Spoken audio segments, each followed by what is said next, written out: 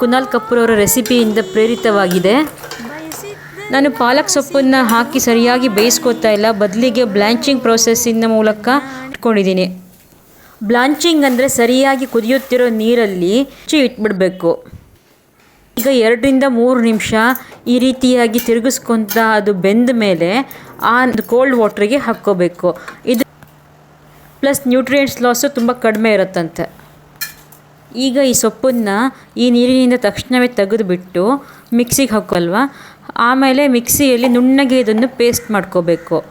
ನೋಡಿ, ಪೇಸ್ಟ್ ಆದಮೇಲೆ ಎಷ್ಟು ಬ್ರೈಟ್ ಗ್ರೀನ್ ಕಲರ್ ಆಗಿದೆ, ತುಂಬ ನುಣ್ಣಗೆ ಮಾಡಿರಬೇಕು. ಫೈನ್ಲಿ ಚಾಪ್ಡ್ ಈರುಳ್ಳಿ, ಫೈನ್ಲಿ ಚಾಪ್ಡ್ ಕರಿಬೇವನ್ನು ಹಾಕ್ಕೊಂಡಿದ್ದೀನಿ, ಜೀರುವಂತಹ ಹಸಿಮೆಣಸಿನ್ಕಾಯಿ ಇದನ್ನು ಹಾಕೋತಾ ಇದ್ದೀನಿ.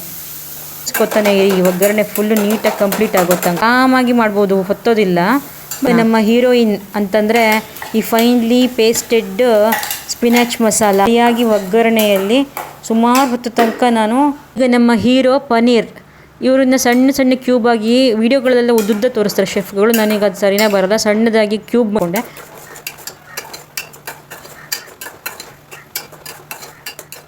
ಸ್ವಲ್ಪ ರುಚಿನೂ ನೋಡಿದೆ, whether it is perfect for others to eat ಅಂತ.